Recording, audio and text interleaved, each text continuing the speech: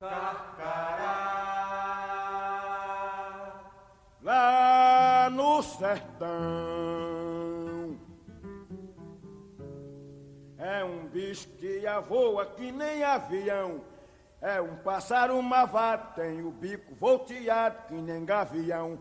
Carcará, quando vê roça queimada, sai voando e cantando carcará. Vai fazer sua caçada, carcará come até cobra queima. Não tem mais roça queimada, carcará mesmo assim não passa fome. Os borregos que nascem na baixada, carcará pega, mata e come. Carcará não vai morrer de fome, carcará mais coragem do que homem. Carcará pega, mata e come. Carcará é malvado, é valentão, é a de lá do meu sertão.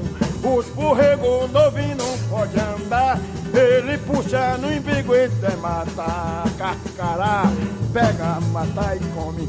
Carcará não vai morrer de fome, carcará mais coragem do que homem. Carcará pega, mata e come. Em 1950, 10% da...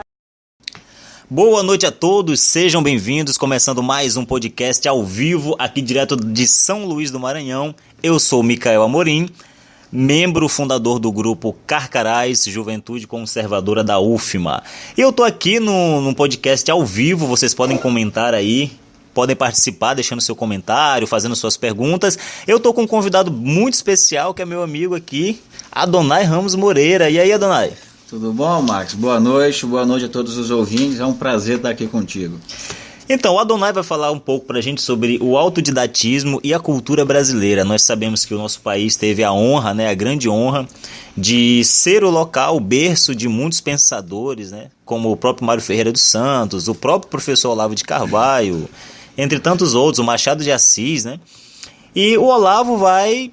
O Olavo, que honra, O Adonai vai falar um pouco pra gente sobre isso, O próprio Adonai, que é um autodidata, podemos dizer que sim, Adonai? Sim, claro. Então, vai marcando aí os seus amigos, você pode mandar o link aí em algum grupo aí de direita, algum grupo conservador, algum grupo esquerdista também, Claro, que fique à vontade de todos. Eles ouviram um pouco de alta cultura, Bom, brincadeiras à parte... Estamos no ar, estamos ao vivo, 12 de agosto de 2016, exatamente às 8h03 da noite. Então vamos lá, vou deixar tocar a música, daqui a pouco a gente volta com alguns informes e o nosso amigo Adonai comentando sobre autodidatismo e a cultura brasileira. Falou! A população do Piauí vivia fora sua terra natal. 13% do Ceará, 15% da Bahia, 17% de Alagoas. Carcará não vai morrer de fome. Carcará, Mais coragem do que homem. carcará, Pega, mata e come. Carcará, lá no sertão, é um bicho que voa que nem avião, é um pássaro mavado, tem o bico volteado que nem gavião. Carcará, quando vê roça queimada, sai voando e cantando carcará. Vai fazer sua caçada, carcará come até cobra queimada. Mas quando chega o tempo da invernada, no sertão não tem mais roça queimada. Carcará mesmo assim não passa fome. Os borregos que nascem na baixada, carcará pega, mata e come. Carcará não vai morrer de fome, carcará mais coragem do que homem. Carcará pega, mata e come. Carcará é malvado, é valentão, é a de lá do meu sertão. Os borregos novinhos não pode andar, ele puxa no embigo e até matar. Carcará pega, mata e come. Carcará não vai morrer de fome, carcará mais coragem do que homem. Carcará pega, mata e come. Em 1950, 10% da população do Piauí vivia fora sua terra natal. 13% do Ceará. 15% da Bahia.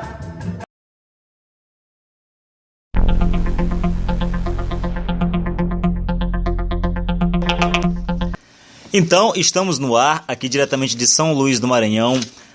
Não temos ainda um nome para esse programa que acontece semanalmente, toda sexta-feira. Se você sugerir um nome, pode comentar aí, tiver um nome legal. Estamos pensando em alguma coisa como Rádio Carcarás, mas nada decidido ainda. Então comenta aí, faça sua participação, nós estamos ao vivo, vamos falar o seu nome e a sua pergunta, caso você tenha, né? Bom, estou aqui com Adonai Ramos Moreira, o cara é autor de mais de 4 livros, né? Tem 4 livros lançados, tem alguns aí esperando o lançamento. Me presenteou com um livro de poesia, a propósito, eu vou agradecer aqui publicamente, né? O livro é muito bom. E vamos falar um pouco sobre autodidatismo. Na verdade o Adonai vai falar, eu vou só... Mas antes disso, vamos falar aqui sobre o evento. Nós sabemos que... O evento do ano, né, cara?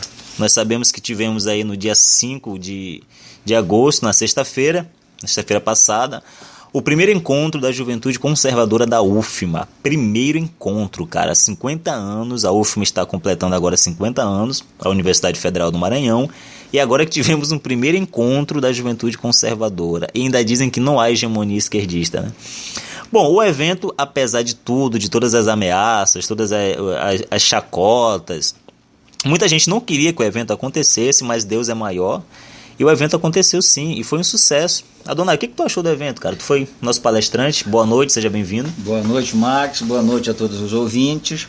Primeiro que a UFMA comemora 50 anos em grande estilo, né, com o evento da Juventude Conservadora da UFMA. Com certeza. É um evento que tenta resgatar, e de fato a proposta foi levada a cabo e com grande sucesso, resgatar o alto debate cultural, intelectual e a seriedade no nosso meio acadêmico, que infelizmente a cada dia vem sendo solapada a cultura brasileira, que não é algo meramente moderno, nem tão novo assim, pelo contrário, o Brasil vem sofrendo desde a década de 60, 70, um processo de destruição intelectual que cada vez mais vem se assoberbando, e eu acho que o encontro da Juventude Conservadora da UFMA é a primeira afirmação de que a alta cultura vai sempre vencer nesse país, até mesmo que é um país que foi formado e continua sendo formado, e eu espero que continuará sendo formado por intelectuais ligados a uma necessidade intelectual que lhe é espiritual, e esse autodidatismo que formou o Machado de Assis, esse autodidatismo que formou um Graciliano Ramos, que formou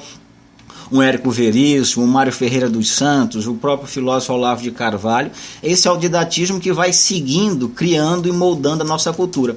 Quando propôs-se o evento, o primeiro encontro da Juventude Conservadora da UFMA, a ideia de um assanhamento dos que chamados esquerdistas, né, daqueles que se propõem a democracia intelectual da universidade, era mais do que esperado, né? Até mesmo pelo próprio teor político que eles advogam, né? O que é meramente lamentável, né? A Juventude Conservadora mostrou que todos os boatos não passavam de falácias vergonhosas para acadêmicos dos vários níveis intelectuais, falácias muitas vezes que denegriam a imagem pessoal dos seus participantes, dos seus palestrantes, e mostrou que para o grande remédio para a canalice é a intelectualidade, é a cultura, é a seriedade, é o debate sério por questões que estão na pauta da nossa sociedade, não só a nossa sociedade maranhense, mas a sociedade brasileira como um todo, né? São assuntos que precisam ser debatidos urgentemente, né?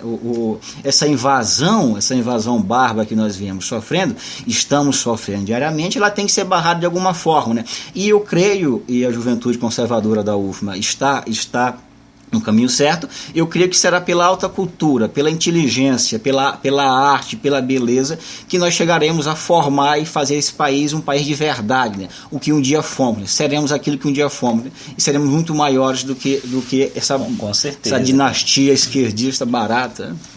E a propósito, você falar sobre bárbaros, né? O livro, eu tô até com o livro em mãos aqui, cadê? A Invasão Vertical dos Bárbaros, livro aí do Mário Ferreira dos Santos, é um livro claro. Excelente, cara. O próprio Mário Ferreira dos Santos. O Brasil, mas sim, fala. Não, é um intelectual de peso, né? Sim, claro. O Brasil tem uma tradição terrível de ocultamento de seus intelectuais, né? É curioso nós percebermos como um país como o Brasil, um país que tantas vezes sofre daquilo que eu tornei acadêmico, né? Que o Nelson Rodrigues chamava de vira-lata acadêmico, né? O sentimento do vira-lata, eu chamo de vira-latismo, né? Eu academicizo isto, né? É curioso ver como um país como o nosso, que tem uma tradição intelectual tão forte e ainda pujante, né? Querendo ou não, o Brasil ainda tem nomes significativos. Basta lembrar do nosso filósofo atual, que é o professor Olavo, que infelizmente tem uma obra negada, né? Uma obra negada sem nenhum argumento contrário, né? Apenas por chiliques intelectuais. O Olavo é aquela questão que ele mesmo falou lá na palestra do nosso evento, né? As grandes mentes no Brasil, na academia brasileira, sempre ficaram de fora, justamente por serem grandes demais para a academia. É como o próprio Olavo deu o exemplo de tentar colocar um elefante numa ratoeira, né? Claro. Não vai caber, cara. O Olavo de Carvalho não cabe, ele fica de fora. Essa mentalidade, Max, ela é típica de uma classe intelectual decadente. O Machado de Assis, numa das crônicas dele, já próximo do período da abolição da escravatura no Brasil, ele escreve uma crônica chamada Pancrácio, né? E na crônica ele fala que um senhor da alta elite brasileira, prevendo que o Brasil ia abolir a escravatura, alforriou um negrinho chamado Pancrácio, né? Ele se vangloria disso, e Pancrácio, de Machado de Assis, naquela verve sarcástica que ele é tão característica, diz: Pancrácio aprendeu as primeiras letras e foi ser professor de filosofia em Minas Gerais. uma ironia terrível, né? O Pancrácio ainda está na academia brasileira, infelizmente. Nunca saiu de lá, né? Nunca saiu de lá, né? E o resgate intelectual tem que ser feito, né? O Machado de Assis dizia, e Machado de Assis é um gênio que deve ser sempre lembrado, né? É uma espécie de manancial intelectual ao qual devemos sempre retornar, como uma fonte em que saímos de lá rejuvenescidos. O Machado de Assis dizia que existia no Brasil dois países, o Brasil real e o Brasil oficial, né? Ele dizia que o Brasil real é bom, né? Revela os melhores instintos, né? Mas o Brasil oficial era caricato e burlesco. E é verdade, né? Esse país caricato, né? Que se vende como uma máscara grotesca, é esse país que está, infelizmente, tendo hegemonia. E nós não podemos permitir isso, nós não podemos aceitar que um país que teve Machado de Assis, um país que teve Mário Ferreira dos Santos, um país que teve Érico Veríssimo, que teve Gilberto Carlos Drummond de Andrade, Gilberto Freire, Miguel Reale, não podemos permitir que esse país ceda a uma barbárie sistematizada em que a estupidez e a burrice são imperadores, né? Isso é um absurdo, né? É curioso, Max, que me parece que no Brasil essa constante intelectual não chega a um fim, né? O próprio Lima Barreto, né? Que é um outro exemplo clássico do autodidatismo brasileiro, que, claro, estudou na escola politécnica e tal, mas não chegou a ter um estudo acadêmico específico, não foi doutor de coisa alguma, né? O próprio Lima Barreto, quando ele escreve a sua famosa sátira, Os Busundangas, que não deve nada, absolutamente nada, às grandes sátiras ocidentais, não deve nada ao Swift e as suas viagens de Gulliver, o próprio Lima Barreto, nos Busundangas, mostra a decadência intelectual, acadêmica, artística brasileira, e essa decadência, cada vez mais, vem se assoberbando. Então nós não podemos assistir passivos a isso. Sem dúvida. E está acontecendo uma inversão de valores dos demônios, né? Claro. Você percebe que aqueles que são os intelectuais, que são as pessoas que têm alguma coisa a nos ensinar, que são o orgulho da nossa nação, né? É aquilo que o Olavo já escreveu no seu livro A Filosofia e seu Inverso, né? Acho que é por volta da página 150, o capítulo onde ele fala sobre o Mário Ferreira dos Santos, ele vai dizer o seguinte, né? Que quando a obra de um único autor, olha só, é maior e mais rica do que toda a cultura de seu país, há duas opções, né? Ou o país consente em aprender com ele, ou recusa, né, o presente de Deus, né, dos céus, e inflige em si o merecido castigo pelo pecado da soberba, né? E o nosso país tem escolhido essa segunda opção sistematicamente. Sistematicamente, eu diria até vergonhosamente, né? Essa escolha pela mediocridade não demonstra senão o estado de decadência e de insuficiência intelectual que nós vivemos. Reacender o debate intelectual e, sobretudo, e essa é a proposta do Grupo Carcarás e todo aquele que é amante da cultura brasileira, é o debate sério, o debate em que as ideias são colocadas à baila, e não somente a exageros psíquicos de quem quer que seja, né? Que é uma vergonha nós observarmos em qualquer meio intelectual que, em vez de debate de ideias, o que se debate são flatulências verbais que não servem para coisíssima alguma, né? O Brasil tem uma tradição intelectual importantíssima e negar essa tradição é cometer suicídio intelectual. O resultado dessa negação nós estamos vendo na prática. Não se trata mais de uma teorização sobre a negação de uma tradição. Se trata da vivência dessa negação e as consequências, infelizmente, maléficas que essa negação causa e traz para a sociedade brasileira. Esse tipo de debate, e nesse sentido eu creio que a juventude conservadora da UFMA ela está de parabéns, esse debate tem que ser travado da forma mais urgente possível, né? E fazendo com que a juventude que entre na universidade, que de certo modo ainda está dando os primeiros passos no mundo intelectual, saiba que existiu Machado de Assis, que existiu Drummond, que existiu Clarice, que existiu Érico, que existe um Carpo, que existe um Otto Maria Carpo. É assombroso nós observarmos esquecimento de indivíduos como Carpo, Melchior, que são intelectuais do maior renome, poetas como Bruno Tolentino, que de certo modo fez durante a sua vida uma crítica sistemática a essa virulência intelectual chamada de poesia concreta, né, que no fundo é apenas um joguete verbal sem sentido algum estético, sentido algum metafísico, ou qualquer coisa que o equivale. É inacreditável que intelectuais como o próprio Bruno venham sido esquecidos em nome de um pedantismo ou de uma insuficiência intelectual que é assombroso e que nos envergonha a todos. O professor Wellington, né, só dando uma pausa aqui, o professor Wellington Lima Morim, né, professor doutor aqui da Universidade Federal do Maranhão, está na escuta e pediu para dizer o seguinte para o Adonai: na minha opinião, os conservadores acertaram em cheio a dizer que o pensamento está na cultura. Tá aí o professor Wellington participando. Claro. Tem o Jadson Carvalho, né, lá de Central do Maranhão, mandando um alô também aí, falando que está na escuta do programa. Obrigado, Jadson. A Larissa Lani também está nos ouvindo ao vivo e continue ouvindo. Se quiserem comentar algo ou fazer alguma pergunta, estamos aí para isso. Bom, falávamos aqui sobre o pedantismo brasileiro e a arrogância, né, cara, de não aceitar quando algo é grande, né? Claro. Porque o brasileiro é o seguinte, existe essa cultura, esse culto ao diploma que o próprio Olavo denuncia muito bem, né? É um culto que se faz a títulos, a cargos, e a pessoa se contenta em imitar que é o intelectual, a imitação pela imitação. Ele não quer ser um intelectual de fato, ele se contenta em parecer com um. E aí, quando ele encontra um intelectual de verdade, a opção que ele vem tomando é ignorar o cara. Para não demonstrar a sua pequenez, a sua fraqueza. Você precisa diminuir o outro para se sentir grande. Claro, totalmente. Essa teatralização, a cada dia que passa, se torna uma constante no Brasil, né? É engraçado, eu geralmente, hoje em dia, quando eu vejo um indivíduo com um livro guarda o braço, eu corro, né? Porque representa muito mais o snobismo intelectual. É curioso, Max, que no Brasil, sobretudo no Brasil atual, né, é impossível você ter um debate intelectual saudável sem cair num narcisismo intelectual assombroso, né? É o culto do próprio umbigo, né? Esse culto do próprio umbigo que pressupõe o esquecimento total de uma necessidade intelectual que é a base do pensamento, né? E acaba se esquecendo a sua própria identidade, né? Claro. O Brasil perde a sua identidade quando ele despreza os seus melhores filhos, os seus melhores autores, né? Aquilo que de melhor se produziu na nossa cultura. E fica perdido em um regionalismo ou a um nativismo, né? O Machado de Assis, e eu sempre retorno a Machado de Assis, o Machado já na juventude, né, com a sua clarividência, a clarividência de Machado de Assis é espantosa para um rapazinho da sua idade, né, mulato, negro, feio, numa sociedade escravocrata, né, que não precisou de cota para escrever nenhum livro, né.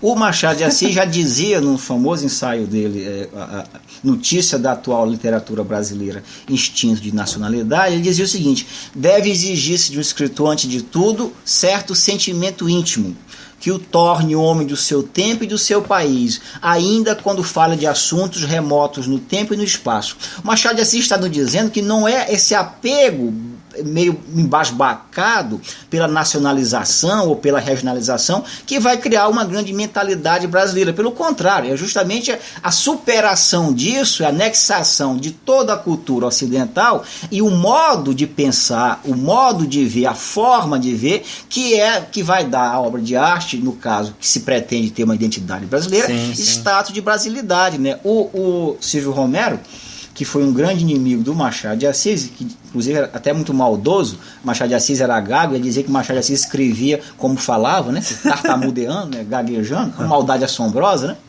Isso que Machado de Assis o criticou, disse que um dos seus livros de poema não valia lá muita coisa, mas em critério estético, e Silvio Romero ficou todo assanhadinho, zangadinho. Aí se vingou falando...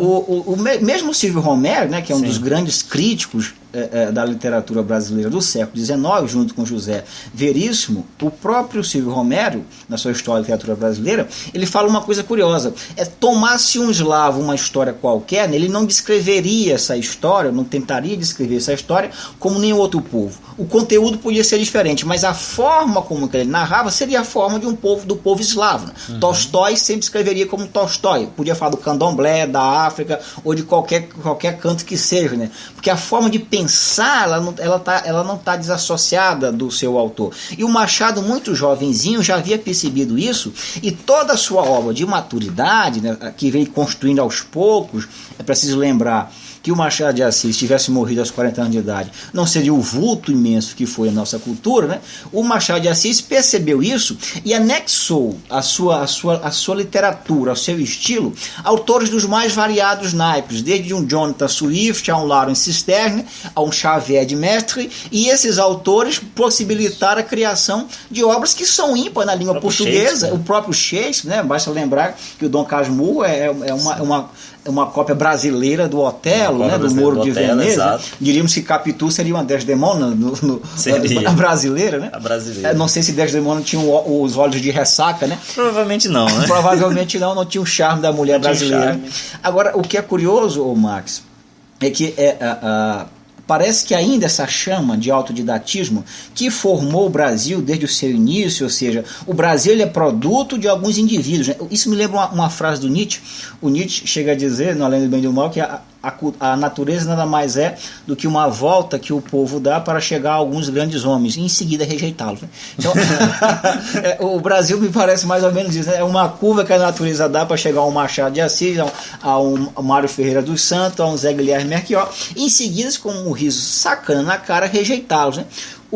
Essa tradição de autodidatismo foi que nos formou e eu creio que é a única forma viável de intelectualidade. Sem essa necessidade espiritual, essa necessidade de conhecimento, inquietação, é impossível você se sentir atraído pelo conhecimento. Não tem nenhuma forma que substitua essa necessidade intelectual, que no fundo é a curiosidade pelas coisas do mundo, a inquietação pela incompletude do mundo. E o pensamento serve como uma estruturação desse mundo, uma tentativa de resposta. O que acontece, Adonai, quando nas universidades brasileiras se retira todo esse amor, aí, essa busca pelo conhecimento, pela alta cultura, pelo saber de fato, e se substitui pela busca incansável por um diploma? Imagine o seguinte, eu sempre me pergunto, imagine se o Rimbaud fosse esperar ser doutor em letras para poder escrever uma Estação no Inferno, né? Acabaria toda a história da literatura francesa do século XIX, né? Ele não escreveria Estação no Inferno, não escreveria Luminur, né? Rimbaud mudou a poesia francesa e ocidental aos 19 anos de idade, né? Depois acabou, foi ser vendedor de armas, vender armas na África, depois volta com câncer, morre na França com amputado de uma perna. Essa adoração embasbacada pelo diploma não revela, senão, uma certa impotência intelectual. Imagine qual diploma que o Machado de Assis tem, né? Coitado. Platão, na certa, tinha doutorado. Exato, né? Então, a função da universidade é servir como centro intelectual, mas ela não exclui que o autodidatismo e que as inteligências que nascem fora desse centro sejam tão ou mais rigorosas. E o Brasil é uma prova de que todo o conhecimento que nós acumulamos, pelo menos o conhecimento conhecimento mais sério, ele se dá à parte à universidade. Ou seja, o Graciliano Ramos, por exemplo, ficava irritadíssimo na quitanda do pai dele, lá em Quebrangulo, quando alguém vinha comprar alguma coisa na mercadoria na sua quitandinha, e ele estava lendo essa de Queiroz, né? Esse indivíduo que estava totalmente à parte à literatura acadêmico ou academicismo de seu tempo, né, veio renovar, junto com os chamados escritores de 30, né, que tentaram repensar o Brasil, vieram renovar a literatura brasileira. Então me parece que esse culto do diploma é um culto também e uma celebração da impotência. Né? O professor Wellington acabou de comentar aqui novamente, ele disse o seguinte: peça ao Adonai para comentar a seguinte frase, né? Então eu vou ler aqui e você comenta, Adonai. Claro, grande professor Wellington, um abraço. Precisamos de radical revisão da noção de história da cultura brasileira. Tem como finalidade, entre outras, viabilizar a crítica da modernidade, iluminar o horizonte de sua possível superação, reacender o pensamento. Neste novo espaço histórico, compreensivo, situar o Brasil, reler sua real destinação, incluir responsabilidades maiores e contribuir para a implementação de suas estratégias de sobrevivência e realização. Aí uma frase do Luiz Sérgio Coelho Sampaio. Sim. E aí, você concorda? Claro.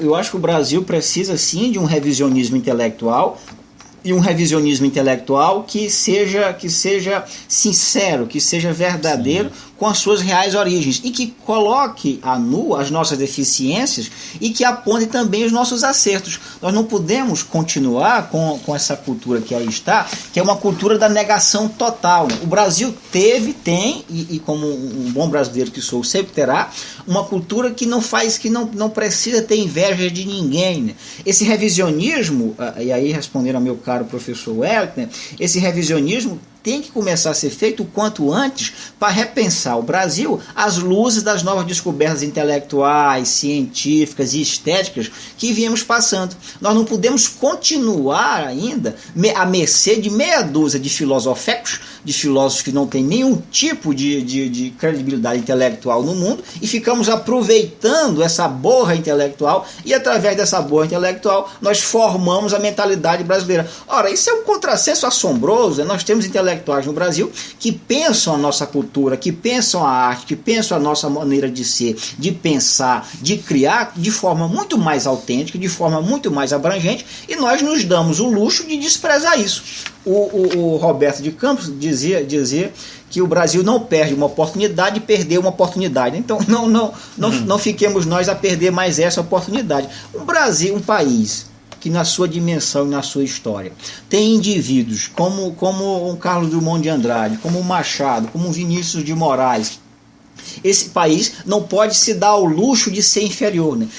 É claro que o complexo de vira-lata que nos foi legado, né, nos foi dado de presente pelo Nelson Rodrigues, é claro que esse vira-latismo, né, aí, para dar um tom científico, né? Eles gostam de cientificismo, para dar um tom científico a isso. É claro que esse viralatismo serviu para, de certo modo, descrever um estado, uma situação da nossa inteligência. Mas eu creio que não serve mais aos moldes da inteligência brasileira atual. O Brasil deixou de ser vira-lata, agora nós somos um cão de pedigree, já ganhamos o status, já alcançamos o estado de pedigree, e sim, concordo, o país tem que ser repensado, sobretudo esteticamente. Porque os artistas que aí estão, a arte que aí está, os intelectuais que aí estão, eles não representam senão o seu próprio umbigo, né? E como dizia o Bruno Tolentino, né? O umbigo está ligado à tripa e tripa está ligado à merda, né? Então não tem por que ficar esse culto embasbacado do seu próprio umbigo, né? Não serve para coisíssima nenhuma. Falando em arte, né? Tem um pessoal muito puto aí com a gente, né, cara? Revoltado mesmo. Por uma das temáticas do nosso evento que ocorreu no dia 5, ser a alta cultura, né? O pessoal ficou revoltado. Pô, alta cultura, então quer dizer que tem baixa cultura. É o pessoal que tenta comparar um taca-taca, né, com o Requiem, né, do Mozart. Ou o Toccata em Fuga em Ré menor. É pessoas que bar, né? Acreditam que uma música do bar se compara a Anitta ou Beyoncé. Eu creio o seguinte: quando o indivíduo acredita que qualquer obra do bar... Querer comparar um Dante, desculpa interromper. Sim, não, fica à vontade. Querer comparar um Dante com Paulo Coelho, né, cara? Claro, isso eu creio o seguinte: quando você não percebe de imediato que é impossível você comparar Shakespeare a Paulo Coelho, então você não tem mais, de certo modo, perspectiva de salvação, né? O diálogo já se esgota.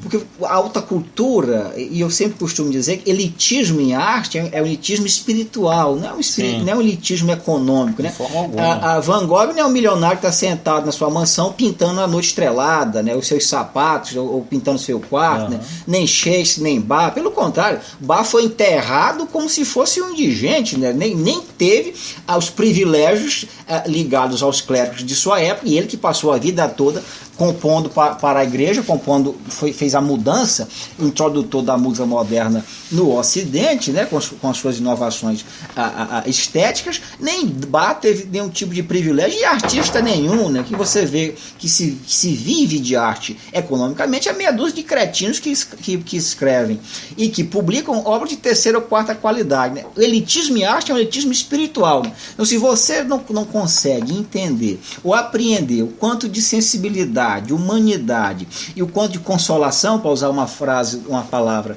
muito comum ao senhor Roger Scruton, existe num quadro como O Nascimento da Vênus, ou como um quadro da Vida Excepa Golias do Caravaggio, ou numa música de Bach ou de Brahms, né? Porque você já tem seu senso estético, seu senso moral, seu senso ético está danificado, né? Então, não sei se vende por aí, mas a propósito, um livro muito bom para indicar para quem está ouvindo é o livro do próprio Scruton, né? O Beauty, Beleza. Exato. Não só beleza, mas também a estética da arquitetura e o rosto de Deus.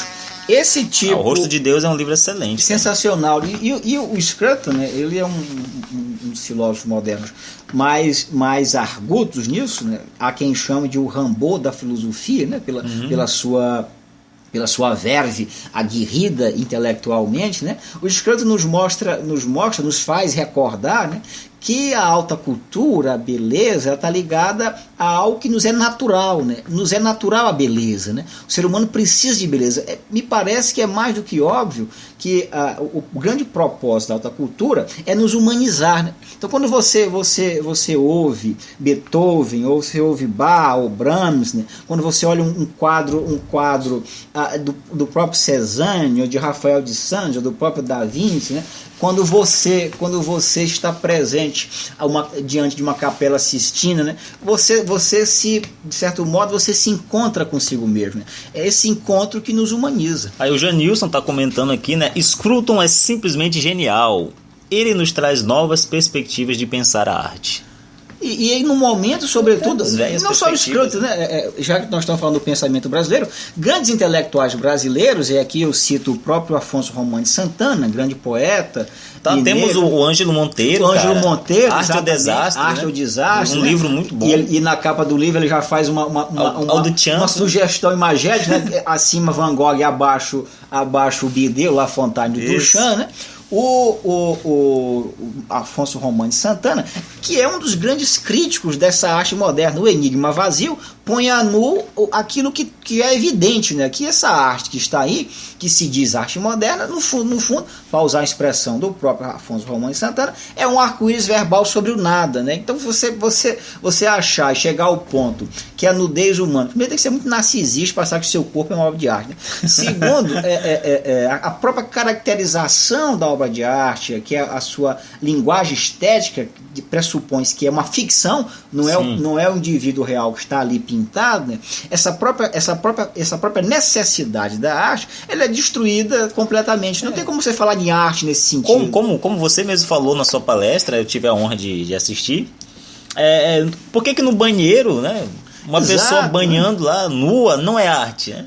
No museu vira arte. Você perde os critérios estéticos, né? O que torna algo arte? Quando você, por exemplo, você lê Goethe, você lê Fausto, o Goethe passou 60 anos escrevendo Fausto. Então, ali há de tudo. É um painel humano, sentimental, intelectual, histórico da Europa de sua época, né? Agora, quando você entra em contato, por exemplo, com uma obra do senhor Nuno Ramos, apresentado na Bienal de São Paulo 2010, chamado Bandeira Branca, que constituía nada mais nada menos que 3 urubus voando numa gaiola, você pergunta qual é o critério estético, né?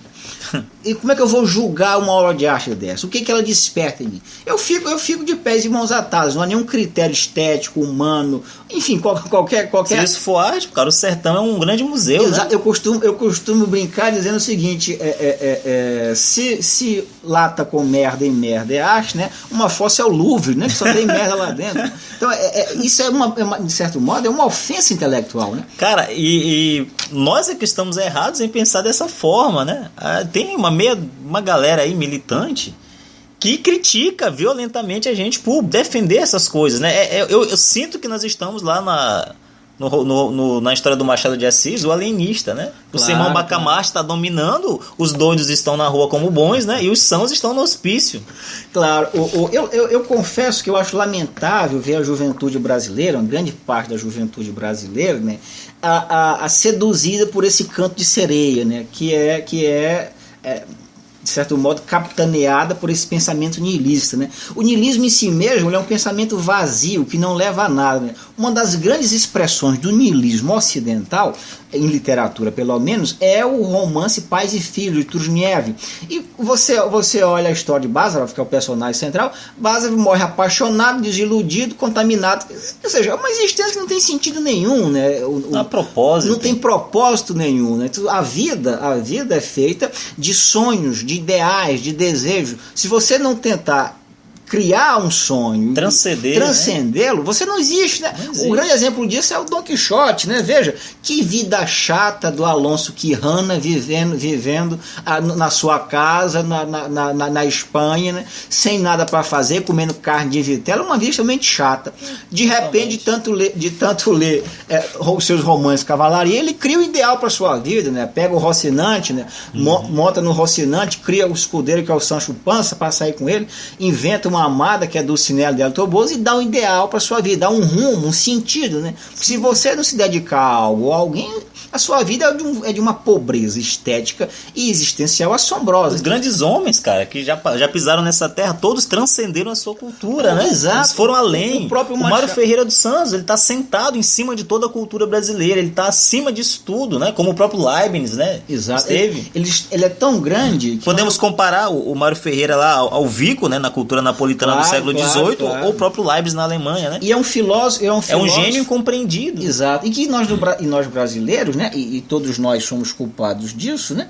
E todos nós negligenciamos com a maior alegria deste mundo, né? Resgatar esses pensadores, né? Que são pensadores que afirmam, esses sim, afirmam a nossa identidade, afirmam a nossa cultura, afirmam o nosso desejo de ser muito mais do que um mero conglomerado de excentricidades geográficas, né? Você falou do Goethe, né? Claro. O Fausto, eu estou com o meu exemplar aqui. Claro. O que leva uma pessoa, um poeta, um literato, a passar tanto tempo escrevendo uma obra, cara? Seria isso aí a chave do autodidatismo? Sim, eu creio, Max, que a obra de arte, que a origem da obra de arte é um dos grandes segredos, da humanidade. É um dos grandes mistérios que de certo modo, rondam as civilizações. Né? Mas esse desejo de criar, a necessidade de criar, vem da consciência de incompletude do mundo. Né? As coisas não estão explicadas por completo. Né? O mundo precisa ser explicado. O mundo está parcialmente explicado. Então os artistas, os poetas, os escultores, eles ajudam a inventar um mundo, a criar um mundo que, de certo modo, completo que existe. Porque água, planta, flor, animal já existe, né? Só que nós não nos contentamos com isso, né? Aí nós vamos entrar no Ortega y Gasset, né? Exato, aquele livro, né? que é filosofia. A própria natureza humana, ela busca esse ser que não está presente, né? É como uma peça que está faltando num quebra-cabeça, né? Exato. Algo nos impele a buscar, exato, né? Estar procurando. O Isaac Bolsinger, que é um dos maiores escritores de língua judaica, escrevia em Yiddish, né? Sim. Mas era traduzido por inglês, morava nos Estados Unidos, ganhou o prêmio Nobel de literatura. O Isaac Bolsinger, uma das mais famosas coleções de contos dele, né? Que é um amigo de Kafka, né? Tem um conto chamado Há uma Coisa Lá, né? Que conta a história de um rabino que está a procurar, e no final da sua busca busca, essa procura religiosa, né, e ao mesmo tempo existencial, não encontra nada de efetivo, mas fica sempre o desejo. Esse desejo e ao mesmo tempo a necessidade de sempre buscar o que está além da materialidade. Já dizia o Aristóteles, é natural no homem o desejo de conhecer. Claro, claro. E ao mesmo tempo, o Marx, afirmar a vida. O Raimundo Magalhães Júnior, que é um dos maiores biógrafos do Machado de Assis, claro, também tem a Lúcia Miguel Pereira, filha do grande cientista Miguel Pereira, né, ambos grandes biógrafos do Machado de Assis. O Raimundo Magalhães Júnior, na sua biografia de Machado, no final, em 4 volumes, né, o volume 4, o Apogeu, quando ele descreve a morte do Machado de Assis, né, o Machado de Assis, o grande encontro do Machado vai ser com o Barão do Rio Branco, né? E o Barão do Rio Branco, de certo modo, faz uma descompostura terrível com o Machado, né? Machado morreu de úlcera cancerígena devido aos ataques epiléticos, né? Que ele era epilético, coitado. E o que acontece? Quando o Machado de Assis encontra, muito feliz, o Barão do Rio Branco, né? O Barão do Rio Branco quase nem toca nele, e quando sai ele lava as mãos, né? E o Machado recolhe-se num canto meio surumbástico e tal. E isso prova que a intelectualidade, os grandes gênios, mesmo quando vivos, mesmo quando reconhecidos quando era Machado de Assis, né? Eles, mesmo com a sua presença, né? Eles eram negligenciados, né? E a ausência deles, o próprio Machado de Assis, né? Segundo a Lúcia Miguel Pereira, antes de morrer, tinha uma frase deles que a vida é bela, né? Um indivíduo que talvez um dos maiores pessimistas entre nós, né? Junto com Augusto dos Anjos e Lima Barreto, né? E o Machado termina a sua vida com essa frase que é eminentemente poética, né? E de uma clareza assombrosa, né? Afirmando os valores positivos da vida, né? Ou seja, não se deixar seduzir pela aparente negação da nossa existência, mas sim afirmá-la. E a alta cultura, a boa música, a boa literatura, a boa escultura, a boa pintura, ela serve para isso, né? Ela serve para nos consolar, ela serve para afirmar que a vida vale a pena, né? É como se fosse uma espécie de porto seguro, enquanto que a nossa existência nos vai indo muito bem, né? Você olha para um quadro de uma escultura de Michelangelo, ou uma pintura de Caravaggio, e diz, sim, a vida vale a pena, né? Que há algo mais além disto aqui, né? Algo mais além disso, né? E esse algo mais além disto, quem nos dá somente é a arte, né? A nossa moldagem espiritual somente a arte e a alta cultura podem fazer, né? Bom, então nosso tempo tá estourando, cara. Pô, passa rápido, hein? Bem rápido, passa né? rápido. Por mim, eu ficaria te ouvindo aqui por mais tempo. Nós temos um limite de 45 minutos por programa. Adonai, cara, muito obrigado pela tua presença. Quer deixar tuas últimas Eu que palavras? agradeço e quero dizer que é uma honra ter participado do primeiro encontro da Juventude Conservadora da UFMA. Eu acho que é esse o caminho, sim, sempre um debate consciente, de alto nível, em que a cultura, a inteligência e a sensibilidade estão em primeiro plano. Queria mandar um abraço ao meu caro professor Wellington, né, que participou junto conosco, e incentivar a dizer sempre que vamos continuar assim, e a inteligência, a sabedoria e a sensibilidade vão sempre vencer a barbárie e a ignorância, né? Amém, cara. Então tá aí. Esse foi o nosso amigo Adonai Ramos Moreira, o cara autor aí de 4 livros, mais de 4 livros, já tem 4 publicados. Eu tive a honra de fazer uma análise de um de seus livros, né? O Labirinto, uma obra muito legal, gostei bastante de ler. E de analisar também, né, cara? Claro. Uma análise, digamos, um tanto pobre, né? Não, pelo contrário, uma análise sensacional. Então, bom... Sexta-feira que vem estaremos de volta. A Adonai já está convidadíssima a participar de outros podcasts conosco. E para terminar, eu gostaria de lembrar que teremos aí no Auditório Setorial do CCH, no dia 25 de agosto, uma palestra sobre o livro do Raso, A Imaginação Totalitária, aí trazido aí pela Resistência Cultural. Então, bem legal. 25 de agosto, aqui na UFMA, no Auditório Setorial do CCH, Francisco Raso, A Imaginação Totalitária. Ele está vindo palestrar sobre o seu livro, vai também fazer sessão de autógrafos e tal, vai estar lá para bater um papo, trocar uma ideia. eu aconselho vocês a irem. Vai ser, Adonai, estou te convidando aqui, Claro, primeira mão. eu irei sim, espero que todos os ouvintes e todos os amantes da boa cultura estejam E presentes. a Resistência Cultural, cara, sempre fazendo esses trabalhos de peso, né? Ela nos apoiou desde o início, no nosso primeiro encontro, e tem sempre buscado formas de trazer essa alta cultura, né? Tem sido um amigo de grande importância e de grande valor. Um abraço aí pro José Loredo, né? Pra Carol Rego também, pro pessoal do Expresso Liberdade, aí o Lorival.